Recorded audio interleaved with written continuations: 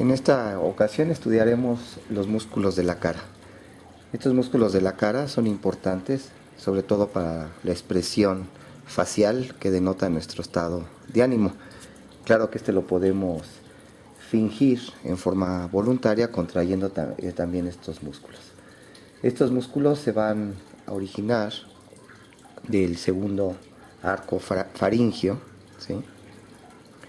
Ya veremos que del primer arco faríngeo se originan los músculos de la masticación, mientras que estos músculos de la cara se originan del segundo arco faríngeo. En común, todos estos músculos, debido a que se originan del segundo arco branquial, se van a encontrar inervados por el nervio facial y tienen la característica de que todos estos músculos se localizan en la fascia superficial de la cara. Localizan en la fascia superficial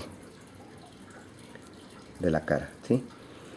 Por otro lado, tienen un origen, ¿sí?, en la fascia superficial. Entonces su origen puede ser de dos sitios. En la misma fascia superficial donde se encuentran los músculos, o bien también se pueden originar de alguno de los huesos de la cara. Y por otro lado, se van a insertar, ¿sí?, va a tener propiamente su inserción en la piel. De ahí que se consideren músculos cutáneos y de esa forma puedan provocar cambios en nuestra expresión facial. Por lo tanto, también se denominan músculos de la expresión de la cara, de la expresión facial, debido a que se insertan en la piel. Por otro lado, también pueden actuar como esfínteres o bien dilatadores de los orificios de la cara, ¿sí? Así tenemos el orificio de las órbitas, el orificio de la nariz y de la boca. Entonces también pueden funcionar ya sea cerrando o abriendo estos orificios de las órbitas, de la nariz y de la boca. Entonces, para irlos analizando, vamos a hacer una vista anterior del cráneo que hemos ya revisado. Vamos a poner aquí el borde orbitario superior, la escotadura nasal y el otro borde orbitario superior del hueso frontal.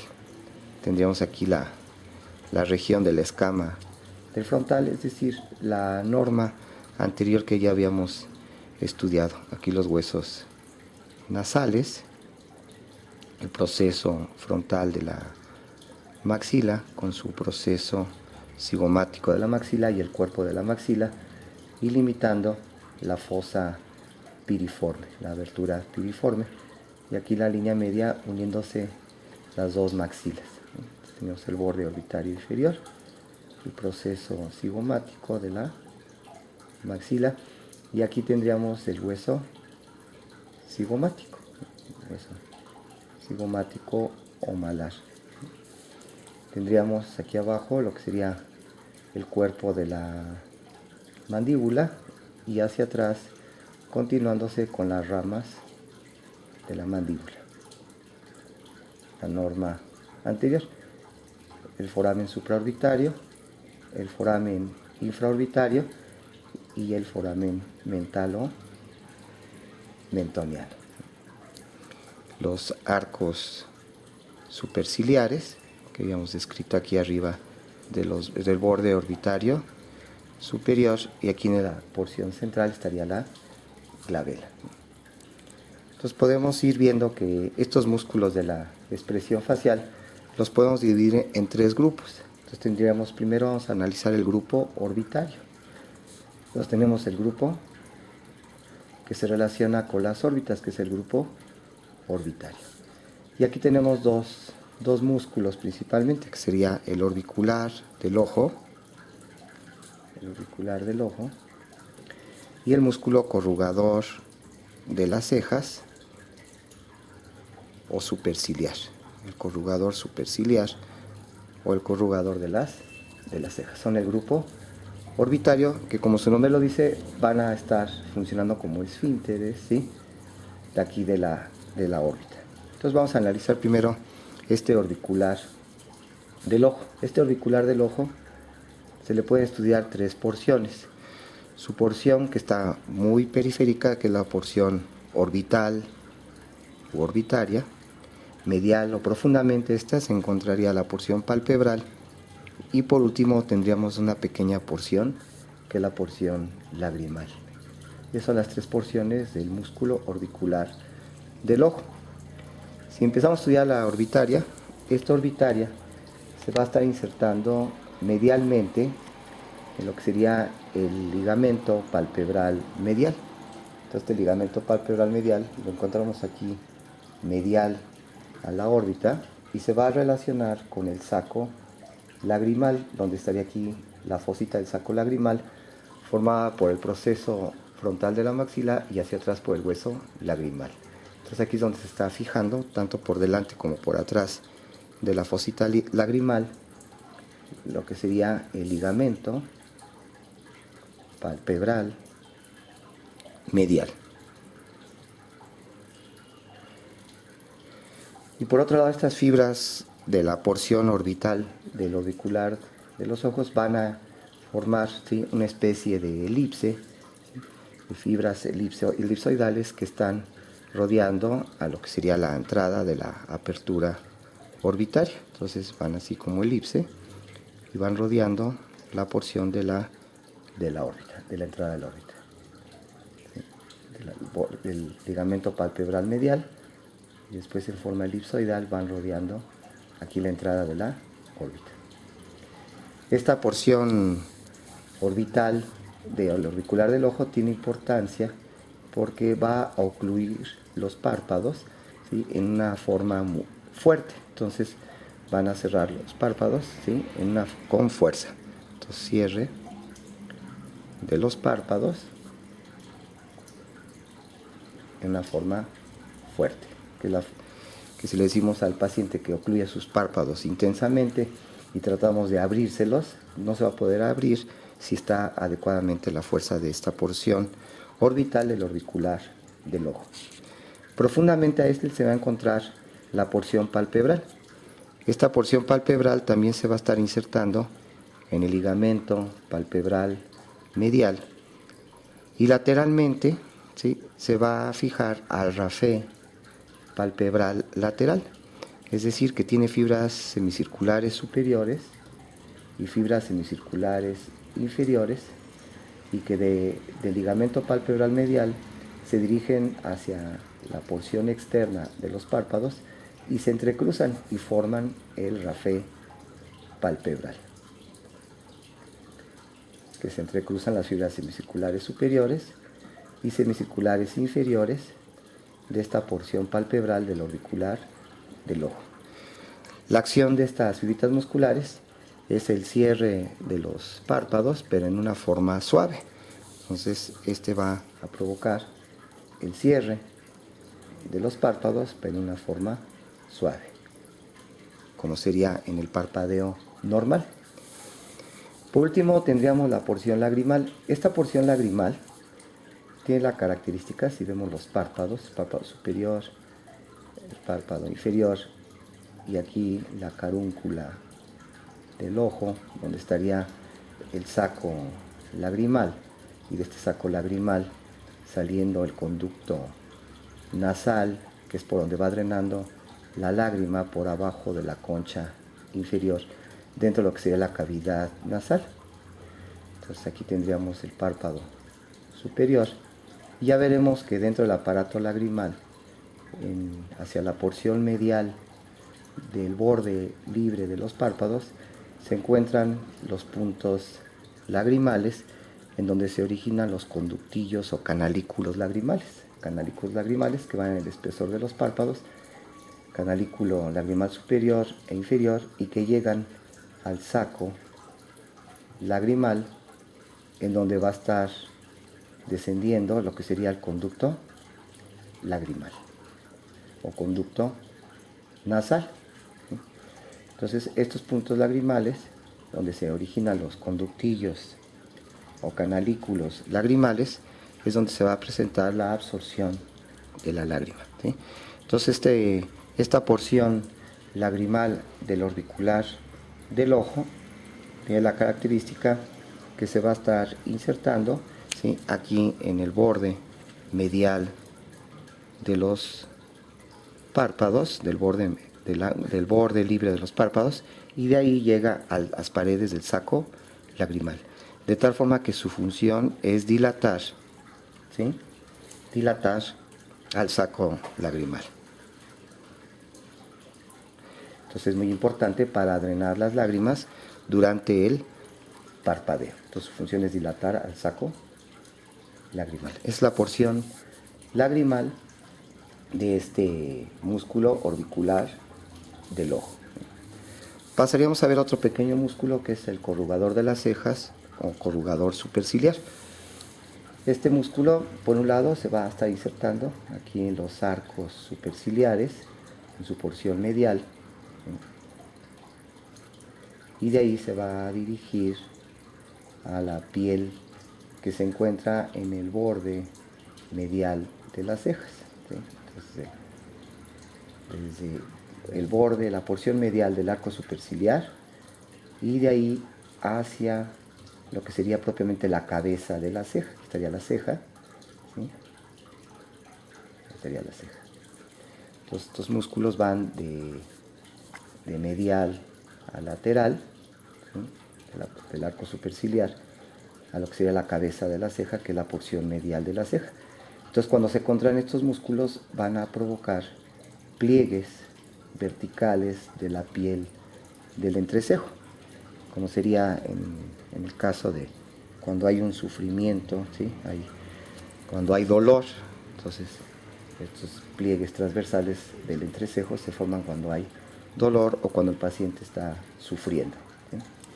Entonces esos serían los dos músculos que forman parte del grupo orbitario. En segundo grupo vamos a poner los músculos del grupo nasal. Entonces tendríamos el grupo nasal. De este grupo nasal, que van a, como su nombre lo dice, van a estar alrededor de la nariz, tenemos el músculo nasal, que tiene dos porciones, una porción transversa y su porción alar. Por otro lado tenemos el músculo depresor del septo nasal, y por último el músculo prócer, que antes se llamaba piramidal de la nariz, ahora simplemente el músculo prócer, ¿sí? Si empezamos con el músculo nasal, vamos otra vez aquí en nuestro dibujito, tendríamos aquí el dorso de la nariz, aquí tendríamos las alas de la nariz, y aquí abajo serían las aperturas nasales. Entonces vamos a observar que el músculo nasal tiene dos porciones, decíamos, una porción transversa y una porción alar. La porción transversa se va a estar insertando aquí tendríamos la abertura piriforme, se va a estar insertando aquí en la maxila, inmediatamente en el borde de la abertura piriforme, donde se va a estar fijando la porción cartilaginosa de la nariz. Entonces, aquí se va a insertar este músculo transverso, y de ahí se va a dirigir por el dorso de la nariz y se va a continuar con el del otro lado. Entonces se encuentra en todo el dorso de la nariz, ¿sí?, en la porción cartilaginosa de la nariz, la pirámide nasal. Esta es la porción transversa. Entonces cuando se contrae este músculo, lo que va a hacer es una depresión del dorso de la nariz, es decir, comprime las aperturas nasales. Entonces cierra las aperturas nasales, entonces comprime las aperturas nasales. Más hacia abajo tendríamos la porción alar. Esta porción alar, aquí tendríamos abajo lo que sería, ¿sí?, las crestas alveolares de la arcada dentaria superior que está en el borde alveolar de la maxila. Entonces, a la altura de la cresta alveolar del incisivo lateral, aquí tenemos un incisivo medial de uno y otro lado, y después estaría el incisivo lateral, y sobre ellos se encuentran, ¿sí?, unas pequeñas crestas alveolares. Entonces, sobre el incisivo lateral, aquí se va a estar insertando este musculito sobre la cresta alveolar del incisivo lateral, y de ahí se va a dirigir hacia el ala de la nariz. Se van a dirigir hacia arriba, hacia el ala nasal. Y lo que va a provocar esta porción alar, contrario a la porción transversa, en lugar de comprimir lo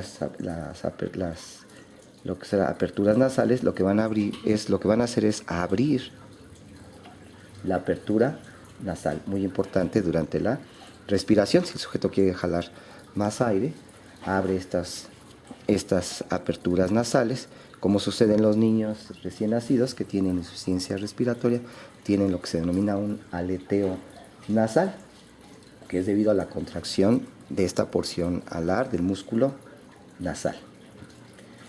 Decíamos que también se encuentra en el grupo nasal el depresor del septo nasal. Este depresor del septo nasal se va a estar insertando sobre las eminencias alveolares de los incisivos, es decir, aquí abajo, exactamente abajo de la base de la nariz. Entonces se está insertando allí en lo que serían las eminencias alveolares de los incisivos, y de ahí se dirige hacia arriba para insertarse a la porción cartilaginosa del septum nasal, es decir, donde está insertándose inferiormente, ¿sí?, el tabique nasal en su porción cartilaginosa. Entonces lo que va a hacer es, como su nombre lo dice, es deprimir al septum nasal. Entonces este sería el músculo depresor del septo nasal. Ya tengo la porción transversa, la porción alar y la porción depresor del septo nasal. Y por último tendríamos el músculo prócer. Este músculo prócer se va a estar insertando hacia abajo en los huesos nasales, principalmente aquí en el dorso de la nariz, en los huesos nasales, y de ahí se va a dirigir hacia arriba para insertarse en la piel del entrecejo. Entonces, del dorso de la nariz, en los huesos nasales, hacia la piel del entrecejo, ahí se está insertando el músculo prócer, que, contrario al músculo corrugador superciliar, que decíamos provoca pliegues verticales de la piel del entrecejo, este provoca pliegues transversales, ¿sí?, del entrecejo. Sería como la expresión del enojo, ¿sí?, o también dicen la expresión de los orgullosos, ¿sí?, sería el músculo de los orgullosos, donde se provoca, ¿sí?, la formación de pliegues transversales de la piel del entrecejo, entonces del enojo o del orgulloso. Entonces, de esa forma ya tenemos descritos los músculos del segundo grupo, que es el grupo nasal.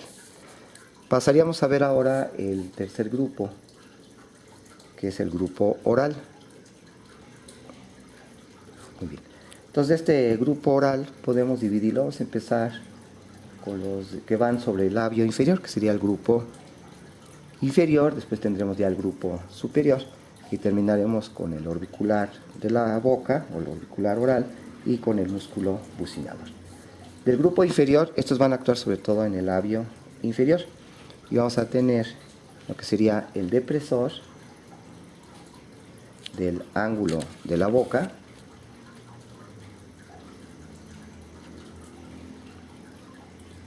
el depresor del labio inferior, el músculo mental. Son los tres músculos que forman el grupo inferior del grupo oral. El depresor del ángulo de la boca. Estos músculos se van insertando aquí en lo que sería el cuerpo de la mandíbula. Entonces tenemos en primer lugar este depresor se va a estar insertando aquí debajo del canino, ¿sí? Que está por lateral a los incisivos. Entonces debajo del canino, aquí en el cuerpo de la mandíbula, se puede extender a la altura de los premolares y hasta del primer molar. Y después de insertarse aquí en la superficie del cuerpo de la mandíbula, las fibras musculares se dirigen hacia arriba y afuera, en una forma triangular, para insertarse en el ángulo de la boca. Aquí vamos a poner el labio superior y aquí el labio inferior. Entonces llega al ángulo de la boca. Entonces este músculo lo que va a provocar es depresión del ángulo de la boca, que sería una expresión del músculo de la tristeza. Entonces, el sujeto está así, entonces aquí va a deprimir la comisura labial, entonces el músculo de la tristeza. Seguimos de este grupo inferior, tenemos el depresor ahora del labio inferior. Este depresor del labio inferior, ¿sí?, se va a insertar en la porción más anterior de lo que es la línea oblicua de la mandíbula, que se encuentra en la cara superficial del cuerpo de la mandíbula, y de aquí se van a dirigir las fibras hacia abajo y hacia arriba, y medialmente se localizan por abajo del depresor del ángulo de la boca, y este tiene forma cuadrangular. Entonces, la porción anterior de la línea oblicua de la mandíbula, en la cara superficial del cuerpo de la mandíbula, hacia arriba y afuera, para insertarse en el labio inferior. Ese sería el depresor del labio inferior. Este músculo dice que es el músculo de la repugnancia, ¿verdad? Cuando hacemos el labio inferior hacia abajo, ¿sí? ¿Sí? Que sería el labio así, el labio superior, ¿verdad? Entonces el sujeto desciende este labio, ¿verdad? Es la expresión de la repugnancia, dice, ¿okay? El sujeto hace el labio inferior hacia abajo, ¿okay? Y por último, en este grupo inferior de los grupos orales tenemos el músculo mental. Este músculo mental se va a insertar en las eminencias alveolares de los incisivos y de los caninos, aquí, las eminencias alveolares de los incisivos y caninos, esta zona, y de ahí se va a dirigir hacia la piel del mentón, de ahí a la piel del mentón. Entonces, cuando se contrae este músculo que viene aquí, decíamos, de las eminencias alveolares de los incisivos y caninos hacia el labio inferior, lo que va a hacer es elevar el mentón, ¿sí? Eleva la piel del mentón, también eleva el labio inferior y lo comprime contra el labio superior. Entonces se forma aquí una especie de una protrusión en el mentón del sujeto, y eleva el labio inferior y lo comprime contra el labio superior. Esa es la función del músculo mental, que antes le llamaban el borla de la barba, ¿sí? Ahora sí podríamos pasar, después de ver el grupo inferior, pasaríamos a los que van a actuar sobre el labio superior. Entonces el grupo superior. Este grupo superior tenemos varios, ¿sí? Tenemos al risorio y los cigomáticos. Un cigomático mayor y un cigomático menor. Tenemos también el elevador del labio superior, ¿sí?, al elevador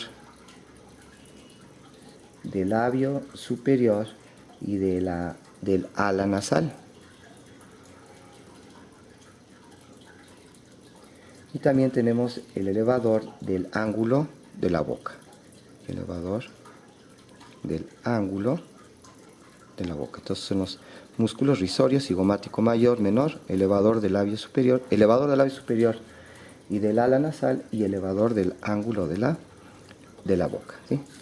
Entonces estos músculos, si partimos del del risorio. Vamos a hacer una vista lateral del cráneo. Aquí tenemos la mastoides, propiamente la bóveda craneal, los huesos nasales, la abertura piriforme, y aquí la maxila. La órbita, y esquemáticamente aquí pondríamos la mandíbula, el cuerpo de la mandíbula, y aquí arriba articulándose con el arco cigomático, el cóndilo de la mandíbula, y adelante el proceso coronoides. Aquí tendríamos lo que sería la unión entre el cigomático y la maxila, y aquí arriba la unión del cigomático con el frontal, y acá atrás la unión del cigomático con el proceso cigomático del temporal, que sería el conducto auditivo externo. Entonces vamos a poner aquí parte de lo que sería la nariz, y aquí el labio superior y el labio inferior. Entonces tenemos el músculo risorio. Este músculo risorio se va a estar insertando sobre la fascia que cubre al macetero. Ya veremos que el músculo macetero es un músculo de la masticación que va del arco cigomático a la rama de la mandíbula. Entonces aquí tendríamos esquemáticamente el músculo macetero. Entonces este músculo risorio se inserta aquí sobre la aponeurosis del músculo macetero, y de ahí se dirige hacia el ángulo de la boca. Es el músculo risorio. Entonces lo que va a hacer este músculo risorio es retraer el ángulo de la boca. Tengo el risorio que retrae el ángulo de la boca, y que en ocasiones forma una pequeña fosita al lado de la comisura labial. Entonces hay pacientes, sujetos que al sonreír se les forma un pequeño hoyuelo, ¿sí?, aquí al lado de la comisura labial, que corresponde a la contracción de este músculo risorio, que en ocasiones puede estar ausente en forma normal. Siguiente músculo que veamos es el cigomático mayor. Este cigomático mayor se va a estar insertando aquí en el hueso cigomático, ¿sí?, sobre todo en su porción posterior, y de ahí se va a dirigir hacia abajo para insertarse, al igual que el risorio, en la comisura de la boca. Llega a la comisura de la boca. Este sería el músculo cigomático mayor. Este músculo lo que va a hacer es elevar la comisura labial, y también la dirige hacia afuera. Entonces tracciona el ángulo de la boca y lo dirige hacia afuera, ¿sí? Por arriba del cigomático mayor se encuentra el cigomático menor, que se inserta también aquí en el hueso cigomático, pero en su región anterior, y de ahí va a llegar hacia el labio superior. Entonces este sería el cigomático menor, que va a llegar hacia el labio superior, y su acción es solamente elevar el labio superior. Vamos a tener ahora lo que sería el siguiente músculo, que sería el elevador del labio superior. Este elevador del labio superior se va a estar insertando inmediatamente por arriba del foramen infraorbitario. Entonces aquí vamos a poner el foramen infraorbitario. Se inserta por arriba del foramen infraorbitario, aquí cerca del borde inferior de la órbita, y de ahí este elevador del labio superior se dirige hacia abajo para insertarse en el labio superior. Entonces sería elevador del labio superior, y como su nombre lo dice, su acción es elevar el labio superior. Vamos a tener que medial a este músculo se encuentra el siguiente que veíamos, que es el elevador del labio superior y del ala nasal. Entonces este músculo del elevador del labio superior y del ala nasal se va a insertar medial, ¿sí?, al elevador, aquí cerca de la abertura piriforme, aquí en la maxila, y de ahí se dirige hacia abajo y va a mandar unas fibritas que llegan al ala nasal y unas fibritas que llegan hacia el labio superior. Entonces va a llegar a la nasal, hacia el labio superior, y entonces su función es ayuda a abrir a las narinas, lo mismo que hacía, ¿sí? Decíamos la porción alar del músculo nasal, ¿no? Entonces esa sería la función de este elevador del labio superior y del ala nasal, que abre la abertura nasal y también ayuda a elevar el labio superior. Y por último tendríamos lo que sería el elevador del ángulo de la boca. Este músculo elevador del ángulo de la boca se encuentra profundo a los cigomáticos, ¿sí? Y a los elevadores, ¿sí? del labio superior. Entonces se va a estar insertando por abajo del agujero infraorbitario. Entonces se inserta por abajo del agujero infraorbitario en lo que se llama la fosita canina, porque está por arriba de la eminencia canina que se encuentra en el borde alveolar de la maxila. Entonces se encuentra una eminencia canina y arriba de ella se encuentra la fosita canina, inmediatamente por abajo de lo que sería el agujero infraorbitario. Entonces en esta zona, aquí se encontraría la eminencia alveolar del canino, ¿sí? Y arriba de él se encuentra la fosita canina por abajo del agujero infraorbitario.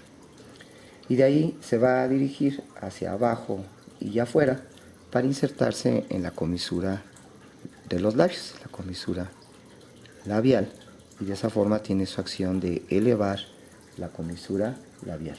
Entonces este músculo se encuentra profundo a los cigomáticos, cigomático mayor, cigomático menor, al elevador del labio superior y al elevador del ala nasal y del labio superior. Este sería el músculo elevador de la comisura labial. Ahora, ¿qué otros músculos tenemos del grupo oral? Dentro del grupo oral vamos a describir dos músculos importantes, como son el músculo orbicular de los labios, ¿sí? Tenemos el orbicular oral,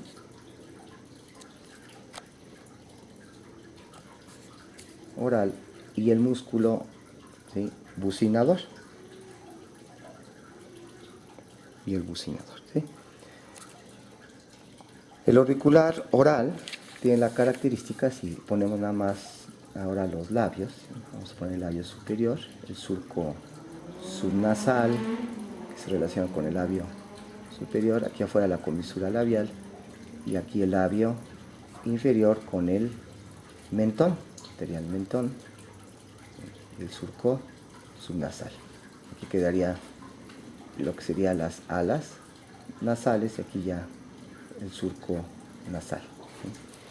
Pues vamos a tener que este orbicular oral forma una elipse alrededor, ¿sí? de la boca. Entonces son músculos que van formando aquí una elipse alrededor de la boca, y por un lado se pueden estar insertando en la maxila e insertándose también en la mandíbula. Se fijan también a los músculos periorales, tanto del grupo superior como del grupo inferior, que veíamos hace rato, ¿sí? Al depresor del ángulo de la boca, al depresor del labio inferior, al mental, y arriba pues a las inserciones en los labios del cigomático mayor, menor y elevador del labio superior y elevador de la comisura labial. Entonces están formando una especie de elipse, ¿sí? alrededor de la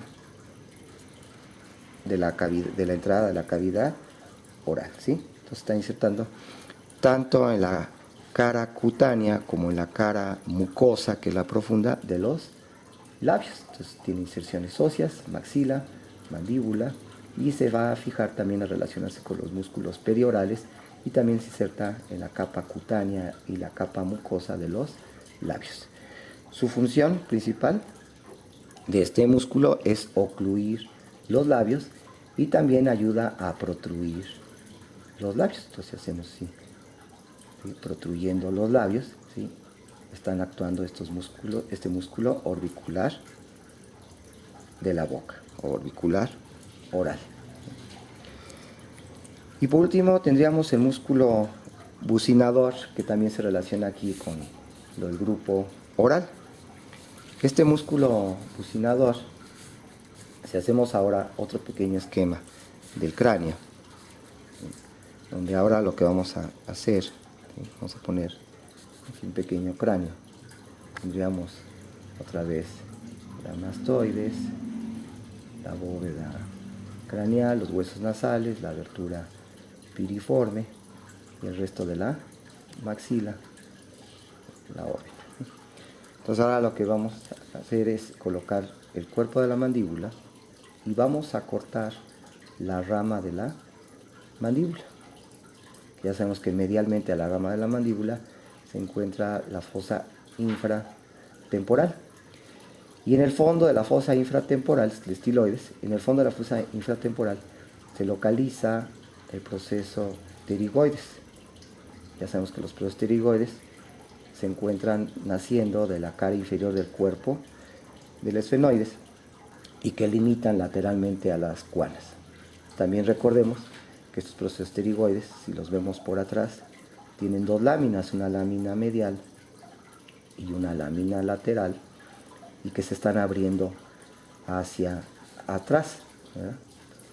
Si pondríamos el otro proceso pterigoides con su lámina medial, su lámina lateral, aquí vendría el cuerpo del esfenoides y aquí el vómer y el proceso horizontal del hueso palatino que limita las cuanas. Entonces aquí quedaría el cuerpo del esfenoides, ¿sí? Es una vista posterior. Esta es la fosa pterigoidea que está entre las dos láminas del proceso pterigoides. Aquí vendrían las alas mayores del esfenoides. Bien, entonces vamos a tener que este músculo bucinador, vamos a poner el perfil, la nariz, aquí el labio superior y el labio inferior, y aquí el mentón. Entonces este músculo bucinador se va a estar insertando hacia atrás, tanto en la maxila como en la mandíbula, en relación con los tercero y segundo, primer molares medialmente a estos molares, que son las piezas dentarias más posteriores. Pero por otro lado también se va a insertar en un rafé que viene aquí del proceso pterigoides, lo que le llaman el gancho del proceso pterigoides, y que llega por atrás del tercer molar, ¿sí?, sobre el borde superior de la mandíbula, que es el denominado rafé pterigomandibular. Entonces este es el rafé pterigomandibular, porque va del proceso pterigoides hacia la mandíbula. Aquí desde el gancho que se encuentra aquí abajito, ¿sí?, del proceso pterigoides hasta el cuerpo de la mandíbula por atrás del tercer molar. Y este rafé tiene importancia porque aquí se inserta el músculo bucinador hacia adelante y hacia atrás se va a estar fijando el músculo constrictor, ¿sí?, superior de la faringe, que estudiaremos en la faringe. Entonces, de todos estos sitios, de la maxila, de la mandíbula y del rafé pterigomandibular, el músculo bucinador se dirige hacia adelante,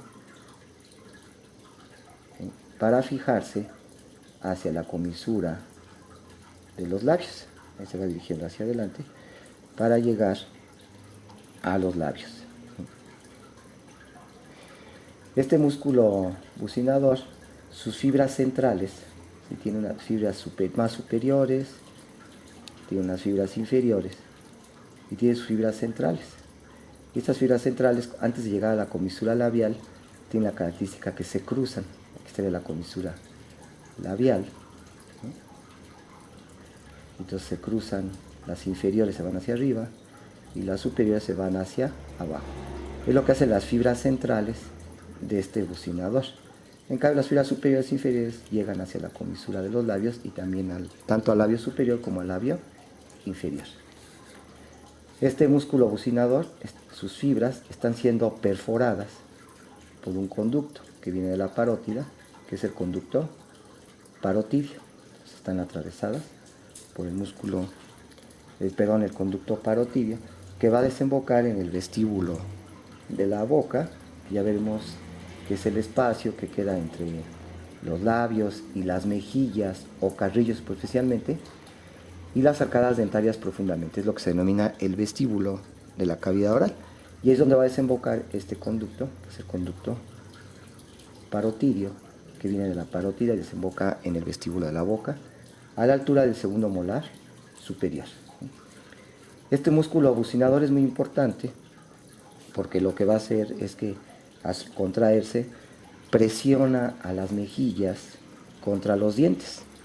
Entonces, al presionar las mejillas contra los dientes, previene que se acumule el alimento entre las mejillas o carrillos y las encías y los dientes. ¿Sí? Es muy importante para evitar que se acumule el alimento.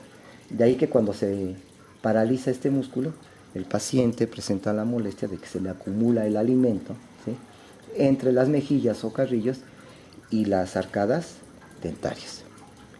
Es decir, que es importante para el proceso de la masticación, aunque sabemos que no actúa sobre la articulación temporomandibular, como veremos en los músculos de masticación, sí ayuda para la masticación al mantener tensas a las mejillas o carrillos y prevenir la acumulación del alimento entre las encías, ¿sí?, y los dientes, y por otro lado las mejillas o carrillos. Otra función de este músculo bucinador es para expulsar el aire con fuerza a través de la boca, es decir, para soplar, ¿sí? De ahí que cuando el sujeto tiene parálisis de este músculo, no puede soplar, se abomba la mejilla en el sitio donde está la parálisis de este músculo bucinador. Comentábamos que todos estos músculos están inervados por el nervio facial, de ahí que cuando se lesiona el nervio facial, da la parálisis facial, en donde el sujeto, la parálisis más común, que es la parálisis de Bell, el sujeto viene con el problema de que no puede, ¿sí?, arrugar la frente del lado de la parálisis. Al tratar de cerrar los párpados, no puede cerrarlos adecuadamente de ese lado y se hace aparente un fenómeno que es la supraversión ocular, que es el fenómeno de Bell. Normalmente cuando cerramos los ojos, ¿sí?, cerramos los párpados, los ojos se van hacia arriba. Entonces, debido a que no puede ocluir el ojo, ya que se paralizó el músculo orbicular de los ojos, pues no puede ocluir el ojo. Y se arruga la nariz, ¿sí?, se desvía la nariz hacia el lado sano, y si pela los dientes, se desvía, ¿sí?, la comisura labial hacia el lado sano. Esto es lo característico de la parálisis facial, que se denomina periférica. Después estudiaremos en el sistema nervioso central la parálisis facial central, que nada más abarca el cuadrante inferior de la hemicara.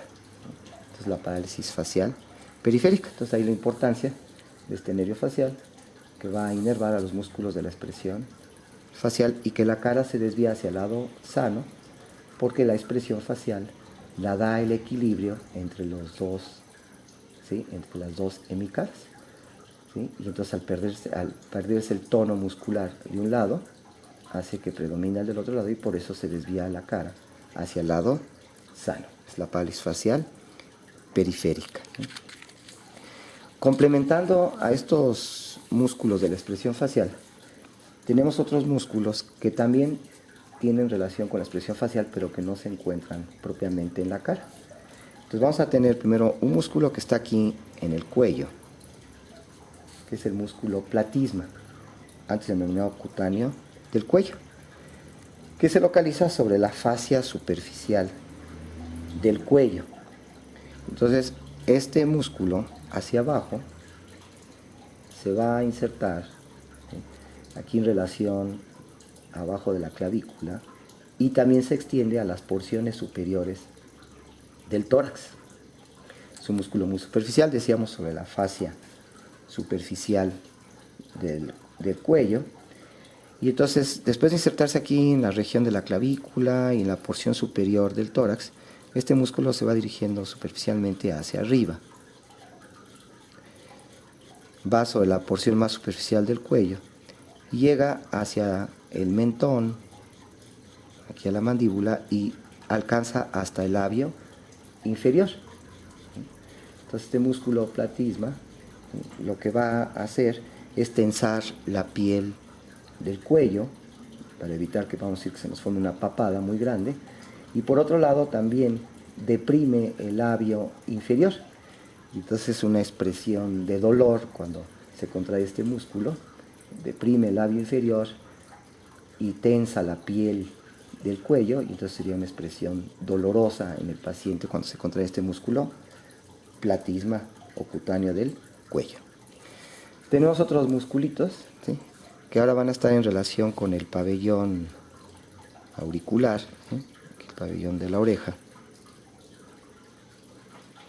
Y esos músculos que se relacionan con el pabellón de la oreja sería el auricular anterior, que está aquí chiquitito por delante del trago de la oreja, el auricular superior y el auricular posterior, ¿sí?, que son músculos muy rudimentarios en el humano, ¿sí?, pero que importantes en otras especies que tienen gran movimiento de sus pabellones auriculares para dirigir el pabellón auricular hacia donde se encuentra el sonido. Entonces nosotros ya son muy rudimentarios, o sea, el auricular superior, el anterior y el posterior, que también son músculos cutáneos.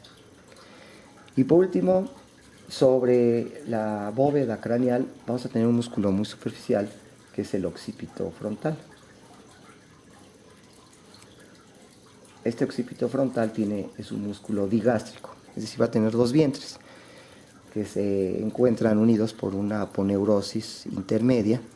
Entonces el vientre posterior, que es el occipital, se va a insertar aquí en relación con la línea nucal superior, ahí en la escama del occipital, y de ahí las fibras musculares se dirigen hacia arriba y ligeramente hacia adelante. Entonces este vientre occipital hacia adelante se continúa con la aponeurosis epicraneal, y hacia adelante esta aponeurosis epicraneal, este tendón aponeurótico, se continúa con el vientre frontal, que va a llegar inmediatamente a la piel de las cejas. Esta es la porción frontal. Entonces el vientre occipital y este es el vientre frontal. Entonces la acción de este músculo, de hecho la podemos percibir si colocamos nuestra mano en la nuca y elevamos las cejas, se siente perfectamente como al contraerse este músculo jala la aponeurosis epicraneal o galia, ¿sí?, y entonces va a jalar el músculo frontal y entonces va a provocar el levantamiento de las cejas. Entonces va a provocar la expresión en el sujeto de la atención, ¿verdad?, o de la sorpresa. Entonces levanta así las cejas el sujeto, ¿sí?, como si estuviera sorprendido, y provoca pliegues transversales de las cejas, ese músculo de la atención o de la admiración. Y este músculo occipito frontal, junto con los auriculares y también el platisma, están inervados por el mismo nervio, es decir, por el nervio facial. De esa forma describimos sin forma muy genérica lo que serían los músculos de la expresión facial.